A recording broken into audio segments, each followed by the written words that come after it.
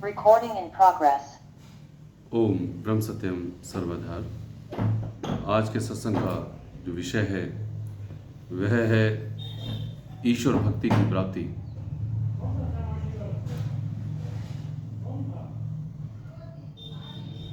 ईश्वर भक्ति हर किसी के लिए मानव चोले में आकर के करनी, ये उसका परम कर्तव्य होता है। लेकिन कोई कोई ही जीव इस प्राप्ति की खातिर, ईश्वर प्राप्ति की खातिर वह यत्न करता है, लेकिन सही सही उसका आकलन ना होते हुए गुरुदेव का जो विचार है या सत्पुरुषों का जो मार्गदर्शन है वह उसे ठीक तरह से जब तक समझ में नहीं आता तब तक उसकी प्रगति नहीं होती। ये बात बिल्कुल वैसी ही है, समझ लेना, जैसे कि यदि किसी को अपने ही स्थान से किसी 100 किलोमीटर दूर स्थान पर जाना हो तो उसके लिए 2 रास्ते हैं या 4 रास्ते हैं, लेकिन उन रास्तों पर चलकर के वह मनुष्य जा तो सकता है, बगैर किसी यत्न के उसे वहां पहुंचना मुश्किल हो जाएगा। अब वो यत्न कैसे करे? पैदल चल करके जाए, मोटरसाइकिल से चल करके जाए, बस से जाए, या किसके द्वारा जाए? यदि अज्ञान है उसके लिए तो वह अपने ही अज्ञान के वशीभूत होकर के वो कोई भी रास्ता या कोई भी साधन इख्तियार कर सकता है। ऐसे में उसका रास्ता लंबा हो जाएगा। लेकिन सत्पुरुषों के मार्गदर्शन के आधार पर या फिर जो उस मंजिल तक पहुंच चुका है उसके द्वारा बतलाए हुए रास्ते को इख्तियार यदि वो करता है, उसको वो अपनाता है, तो वह शीघ्र ही उस मंजिल को प्राप्त कर सकता है। आज प्रभु की कृपा से ईश्वर भक्ति की प्राप्ति के माध्यम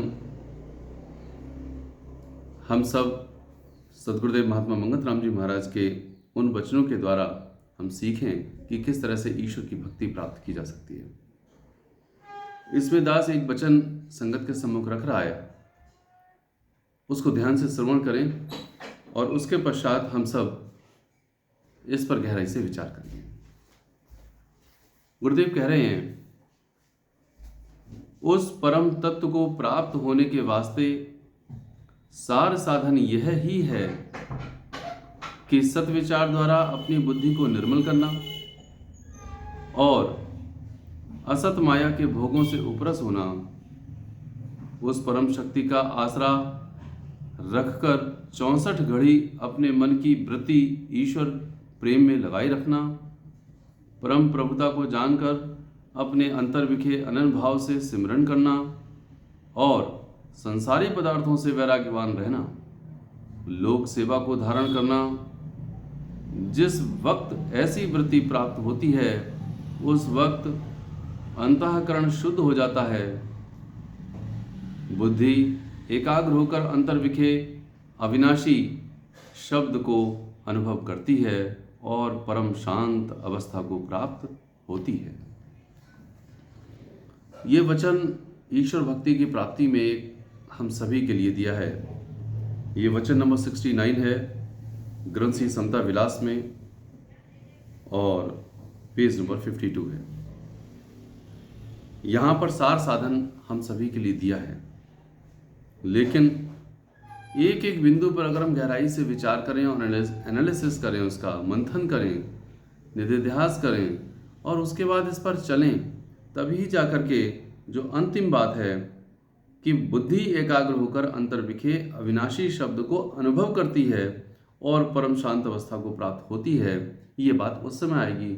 और ये वही हालत है जो हालत महाराज जी के लिए 13 वर्ष की आयु में आत्म साक्षात्कार के वक्त हुई थी। ये जो विवेचन दिया है महाराज जी ने, सार दिया है। अब हम एक एक लाइन को, एक एक शब्द को जरा समझने की कोशिश करें। कह रहे हैं महाराज जी कि उस परम तत्व को प्राप्त होने के वास्ते सार साधन यह है कि सत विचार द्वारा अपनी बुद्धि को निर्मल करना और असत माया के भोगों से उपरस होना। सत विचार हम प्रतिदिन ग्रहण कर रहे हैं, चाहे वो सत्संग के माध्यम से हो, स्वाध्याय के माध्यम से हो, सत्संग करके हो या सुनकर हो, हम सत्विचार ग्रहण कर रहे हैं और वो सत्विचार द्वारा बुद्धि को निर्मल करने का पूरा यत्न कर रहे हैं। जितने प्रेमी यहाँ इस समय सुन रहे हैं, श्रवण कर रहे हैं, वो सब यदि एकाग्रचित होकर के अपनी बुद्धि को निर्मल करने का यत्न कर रहे हैं, यही सही मायने में सत्संग का श्रवण है। अन्यथा क्या है कि हमारा केवल एक रोज का परिचलन हो जाता है कि हाँ, हमने सत्संग में हाजिरी दी और चले गए। तो इसीलिए महाराज जी सबसे पहले कह रहे हैं कि सद्विचार द्वारा अपनी बुद्धि को निर्मल करना और असत माया के भोगों से उपरस होना। यहां पर और क्यों लिखा? इसलिए लिखा गया क्योंकि जो माया मेरी असत है, जो मुझे दिखाई दे रही है, नहीं, बल्कि जो प्रभु ने असत माया दी हुई है, इस माया से मुझे उपरस होना है। इसका रेशो बिल्कुल ठीक ठीक सा है। जितने जितनी मेरी बुद्धि निर्मल होती जाएगी, उतनी उतनी माया के भोग से मैं यानी जीव उपरस हो ही जाऊंगा। उपरसता का मतलब सीधा सा है कि मेरी आवश्यकता पूरी हो जाए और उसके बाद मैं निश्चिंत होकर के परम प्रभु परम पिता परमेश्वर की शरण में अपने हृदय से मनचित अहंकार मनचित से वहां पर पहुंचूं। यदि नहीं पहुंच पा रहा हूं तो इसका मतलब है कि मेरी बुद्धि में निर्मलता नहीं है। एक वचन दास को यहां पर याद आ रहा है, वो वचन भी यहां पर अगर आ जाए तो जरा इस ईश्वर भक्ति के वचन को हम बड़ी गहराई से समझ पाएंगे। एक वचन है, वचन नंबर 10, ये ग्रंथी समता विलास में ही वचन है, पेज नंबर 173 पर। महाराज जी कह रहे हैं कि शरीर की शुद्धि स्नान से, पवित्र आहार, पवित्र व्यवहार और पवित्र संगत से होती है। शरीर की शुद्धि स्नान से, पवित्र आहार और पवित्र व्यवहार और पवित्र संगत से होती है। मन की शुद्धि सद्विचार से, दान से, तप, वैराग और सतनाम के निधिध्यास से होती है। और बुद्धि की शुद्धि दृढ़ निश्चय से एक ईश्वर स्वरूप में लगाने से होती है। बुद्धि जिस वक्त पूर्ण आत्मपरायण हो जाती है, उस वक्त मन इंद्रियों पर काबू पा जाती है और शुद्ध अविनाशी स्वरूप में हर वक्त मग्न रहती है। यह ही अवस्था असली समता शांति की है। लेकिन इसका आधा वचन जो महाराज जी ने बाद में दिया, उसमें कह रहे हैं कि जब तक मन, देह, इंद्रियां और बुद्धि पवित्र ना होए, तब तक कभी भी असली शांति को जीव प्राप्त नहीं हो सकता, ख्वाहे शरीर के टुकड़े टुकड़े क्यों ना कर देवे। अपने रोग का जिसने उपाय नहीं किया, विद्या को धारण करके बड़े बड़े व्याख्यान जिसने किए, वह सब अकार्थ ही जाने। जैसे जल में मछली प्यासी रहती है, ऐसे ही वह गुणी पुरुष बेअमल होने के कारण नादान ही जाने। ये आधा वचन महाराज जी ने बुद्धि को शुद्ध, मन को शुद्ध, इंद्रियों को शुद्ध, शरीर को शुद्ध, इन सारी शुद्धता पर वर्णन किया। लेकिन यदि कोई इन सारी की सारी चीजों पर, जैसा कि पहले ही ज्ञान बतलाया कि बुद्धि ज्यों ज्यों सत यानी कि निर्मल होती है सत विचार को धारण करके, त्यों त्यों उसके सारे भोगों से वह उपरस हो जाती है। बुद्धि की निर्मलता यह ही है कि वह भोगों से उपरस होकर के प्रभु के परायण हो जाए। यही मूल बात है। ये विषय जैसे जैसे हम वचन के अंदर इसका विश्लेषण करते हैं तो गहरा हो जाता है, और इस विषय को सही मायने में वही जीव ध्यान से श्रवण करके निधिध्यास करेगा जिसको ईश्वर की प्राप्ति करनी है। केवल वो परमपिता परमेश्वर मेरी इस असत माया के पर्दे से दूसरी तरफ है। पर्दा हटा और प्रभु का आत्म साक्षात्कार हो गया। और जब तक हम माया के पर्दे के साइड में हैं, एक तरफ हैं, तब तक प्रभु इतना निकट होते हुए भी उसका दीदार नहीं होता। उसके शब्द का गुंजार जो रोम रोम में हो रहा है, वो शब्द सुनाई नहीं देता। उसी शब्द को सुनने के लिए, सुनाने के लिए जब भगत बनारसी दास जी ने कहा कि महाराज जी, जैसा कि आप वर्णन करते हैं कि वह बहुत नाग नगाड़े बज रहे हैं, कोटि कोटि सूर्यों का प्रभाव है, उसकी चमक है, तो वो अंदर से बाहर क्यों नहीं सुनाई देती? तब महाराज जी ने अपने कुर्ते को हटा करके भगत बनारसी दास जी के कान को अपने पीठ पर लगाने को कहा, और पीठ पर जब लगाया तो उनको वो स्थिति प्राप्त हो गई। वो सुन्न अवस्था जब भगत जी को प्राप्त हुई, तब महाराज जी ने कुछ देर, कुछ क्षण के लिए तो वो स्थिति का अनुभव कराया, लेकिन उसके पश्चात अपने ही हाथों से भगत जी का कुर्ता पकड़ करके सामने बिठा दिया और कहते हैं, बनारसी, ये अनुभवता प्रभु को करानी थी, ये प्रभु के हुक्म से हुई है, अब खुद पकाओ और खुद खाओ। ये वही बात है।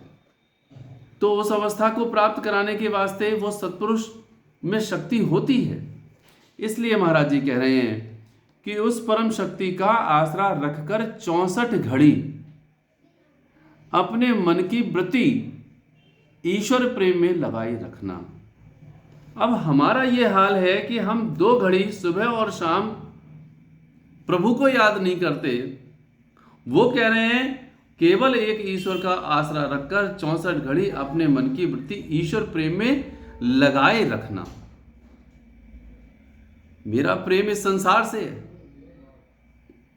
तो जब तक मेरा प्रेम इस करतार से नहीं होगा, तब तक वह परमपिता परमेश्वर का जो पर्दा है वो हटेगा कैसे? आगे कहते हैं, परम प्रभुता को जानकर अपने अंतर विखे अनन्य भाव से सिमरन करना और संसारी पदार्थों से वैराग्यवान रहना।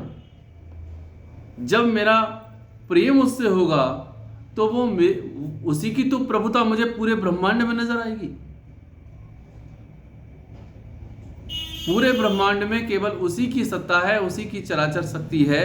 वो कैसे फूल खिल रहे हैं, कैसे पौधा बढ़ रहा है, कैसे उसका नाश हो रहा है, कैसे सब कठपुतली की तरह नाच रहे हैं, कैसे जन्म ले रहे हैं और कैसे मर रहे हैं, ये सारी सत्ता का वर्णन उनकी प्रभुता में नजर आने लगेगा। एक बालक का जन्म होता है, बड़ा होता है, पढ़ाई लिखाई होती है, युवावस्था में वह अपनी नौकरी या व्यापार के लिए जाता है और उसके पश्चात उसका विवाह हो जाता है, बच्चे होते हैं, प्रौढ़ अवस्था आती है, वृद्धावस्था आती है और एक दिन वही शरीर नाश को प्राप्त होता है। जैसा कि ये सारी वस्तुओं को और सारे के सारे घटनाक्रम को हम देखते हैं दूसरों के, परंतु ये प्रभु की प्रभुता नजर नहीं आ रही कि ये सब कुछ किस के द्वारा घट रहा है। ये ऑटोमेटिकली घट रहा है। उसके कर्मों का फल उसको वैसे ही प्रारब्ध के अनुसार बंडल में मिल रहा है, लेकिन मुझे फिर भी समझ नहीं आ रहा। सूरज आता है और अस्त हो जाता है, लेकिन पूरे ब्रह्मांड के हर ग्रह, हर उपग्रह, मेरी पृथ्वी भी घूम रही है, सारा का सारा घटनाक्रम घट रहा है, परंतु मैं चौधरी बना अपने ही देह को, अपने ही परिवार के जनों को ये चाहता हूं कि उनको सुखी कर दूंगा, खुद भी सुखी हो जाऊंगा, ना उनको दुख देने दूंगा, ना ही खुद दुखी होऊंगा। कैसी विलक्षण बात है। पूरे ब्रह्मांड का मालिक वो है, उसी की प्रभुता उसमें उसको नजर नहीं आ रही, बल्कि वह खुद चौधरी बना हुआ है। ये उसकी सबसे बड़ी बात है। इसलिए कहते हैं कि परम प्रभुता को जानकर अपने अंतर विखे अनन्य भाव से सिमरन करना। यह बात हर घड़ी हर क्षण होगी। 64 घड़ी इसीलिए कही गई। उठत बैठत प्रण एकोधारी, एक पलक न बिसरे सतरूप मुरारी। एक पलक भी नहीं बिसरनी है।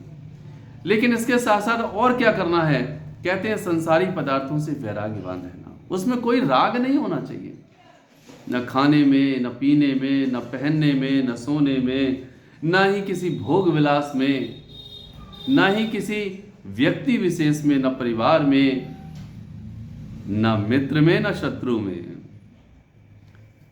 मेरे लिए मित्र अपने प्रिय होते हैं, मेरे अपने मेरे लिए प्रिय होते हैं, और पराये मेरे लिए दुश्मन और दूर हो जाते हैं। मेरे लिए किसी से नहीं रखना। इसीलिए महाराज जी कहते थे,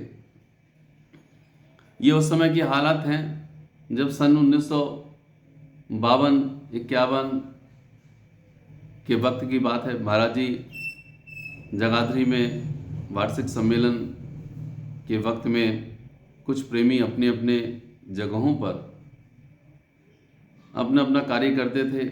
वार्षिक सम्मेलन जब आता था, महाराज जी अनायास ही उनके लिए बुलवाते थे। कुछ प्रेमी आते थे, और जब सबके साथ बैठते थे महाराज जी, तो चंद प्रेमियों के दिल और दिमाग में एक बात टहलती थी कि महाराज जी को हमारी जरूरत है। जब तक हम नहीं होंगे, महाराज जी किससे अपना कारज कराएंगे। वो अंतर्यामी परमेश्वर उनके अंतर की बात जानते थे। इसीलिए उसी समय महाराज जी कहते हैं, प्रेमियों ये अंदर से किसी के नहीं है। प्रेमियों ये अंदर से किसी के नहीं है। जबकि उनके चेहरे को देख करके ये लगता था इस बात के लिए कि हाँ, महाराज जी को उन चंद प्रेमियों की जरूरत है जिससे कि उनका वार्षिक सम्मेलन संपन्न हो जाए। वो ईश्वरीय सत्ता पूरे ब्रह्मांड की मालिक है। वो जब चाहे, जैसे चाहे, जिससे चाहे सब कुछ करा सकती है। लेकिन उनके सम्मुख बैठे हुए चंद प्रेमियों के दिल और दिमाग में ये तक बातें गहनता से चलती रहती थी। कितने अफसोस की बात है। आज हम भी यही सोचते हैं कि मेरे रहने से ये हो रहा है, मेरे ना रहने से ऐसा नहीं हो पाएगा। लोग दुखी हो जाएंगे, लोग बेचैन हो जाएंगे, मेरे अपनों का क्या होगा, कैसे होगा, सब बातें बनती हैं। लेकिन वो कहते हैं कि संसारी पदार्थों से वैराग्यवान रहना, और कैसे? लोक सेवा को धारण करना। अपनों की ही नहीं, सबकी सेवा को धारण करना, यह उन्होंने बतलाया है। जिस वक्त ऐसी वृत्ति प्राप्त होती है, उस वक्त अंतःकरण शुद्ध हो जाता है। ये जो लाइन है यहां पर, जब कोई जीव इस तरह से संपूर्ण सृष्टि में अपने जीवन को व्यतीत करता है, तब जाकर के अंतःकरण शुद्ध हो जाता है। अंतःकरण शुद्ध हुआ तो सीधी सीधी सी बात है, मन तू सांचा हो रहो, सिमर के सांचा नाम, मंगत विपदा जग घनी, राम देवे विश्राम। जैसे ही वो राम, वो परमपिता परमेश्वर मेरे अंतर में सिमरण करते करते अंतःकरण में आ जाएगा, वैसे ही सारी विपदाएं घनी कट जाएंगी और मुझे परमपिता परमेश्वर का आत्म साक्षात्कार हो जाएगा। इसीलिए महाराज जी ने इस बात के लिए भी कहा कि शरीर की शुद्धि स्नान से, पवित्र आहार, पवित्र व्यवहार और पवित्र संगत से होती है। तो सबसे पहले भैया भाई ठीक तरीके से अपने आप को पवित्र करो, पवित्र आहार को ग्रहण करो, पवित्र व्यवहार करो और पवित्र संगत को ग्रहण करो। हम करते क्या हैं? न जाने कितने लोग तो अपनी ही शारीरिक शुद्धि नहीं करते।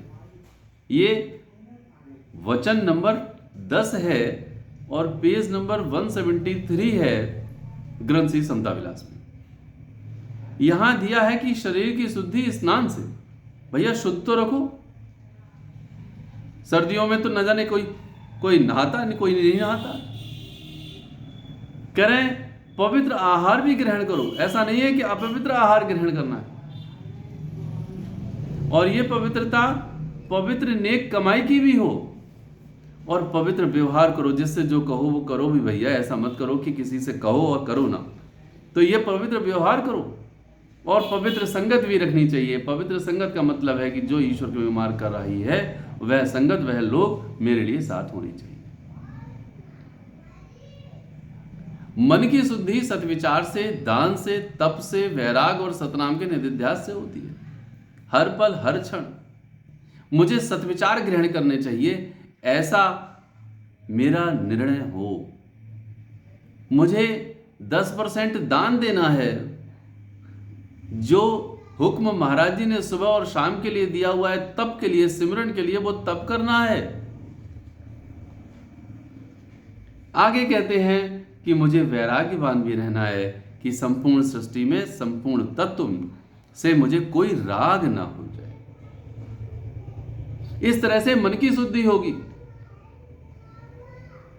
और कहते हैं बुद्धि की शुद्धि दृढ़ निश्चय से एक ईश्वर स्वरूप में लगाने से होती है। यह बात उस वचन में भी दी और इस वचन में भी दी कि परम आसरा रख करके एक ईश्वर का सिमरन करना, बस।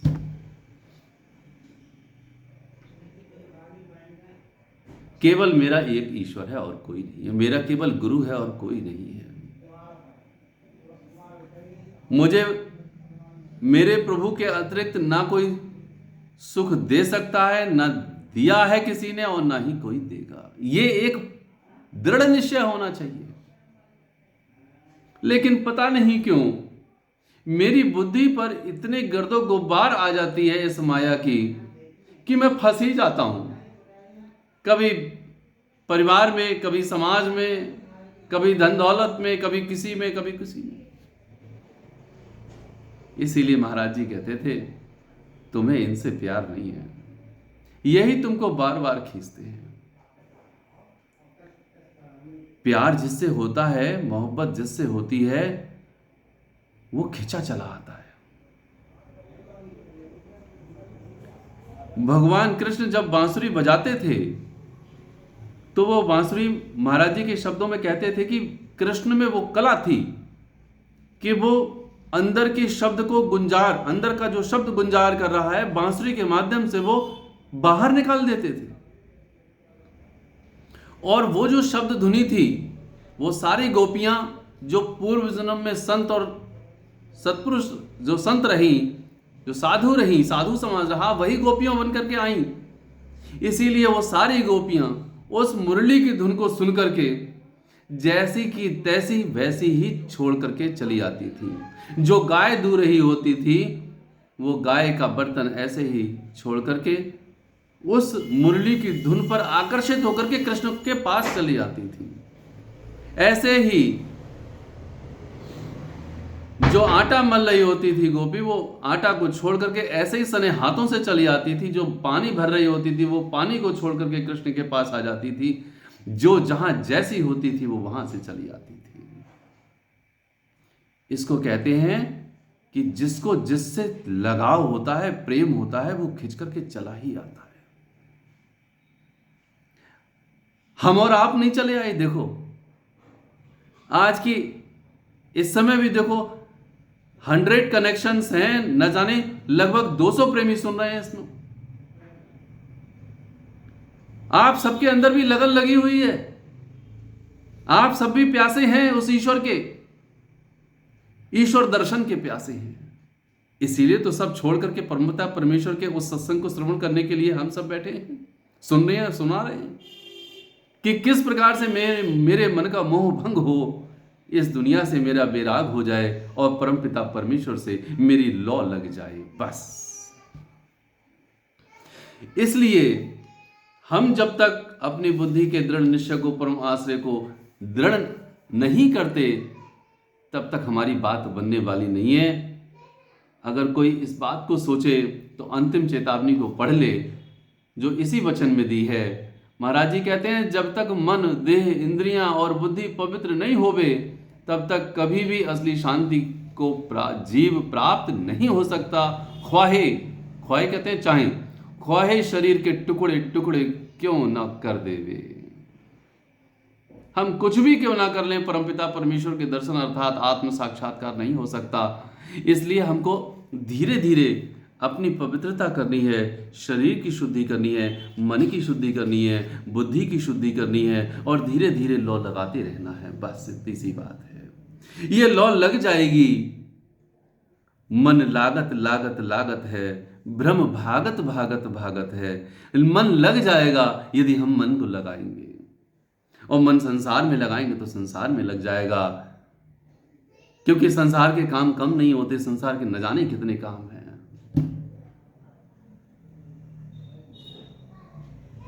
इसलिए हम सभी एक संकल्प करें कि इन तीनों को, शरीर की शुद्धि को भी, मन की शुद्धि को भी और बुद्धि की शुद्धि को भी, इन मार्गदर्शन के आधार पर धीरे धीरे शुद्ध करने की कोशिश करें। शुद्ध पवित्र हों, स्नान करें, पवित्र आहार ग्रहण करें, पवित्र व्यवहार करें, पवित्र संगत करें। इसी क्रम में मन की भी शुद्धि करें और फिर बुद्धि की शुद्धि करें और पूरा निश्चय करके 64 घड़ी अपने मन की वृत्ति ईश्वर प्रेम में लगाए रखें। जब हम 64 घड़ी अपने ईश्वर में अपने मन को लगा लेंगे तब पक्की बात है कि परमपिता परमेश्वर कहीं और नहीं, वो हमारे हृदय में पहले से ही है, उसका दीदार हो जाएगा, अर्थात आत्म साक्षात्कार हो जाएगा। प्रभु दूर नहीं है। आओ हम सब मिलकर के इस असत स्वरूप संसार का त्याग करते हुए परमपिता परमेश्वर की तरफ लौ लगाएं, धीरे धीरे बढ़ें और बढ़ जाएंगे और बढ़कर के परमपिता परमेश्वर के गोद में निश्चित रूप से सो जाएंगे। ओम ब्रह्म सत्यम सर्वदा।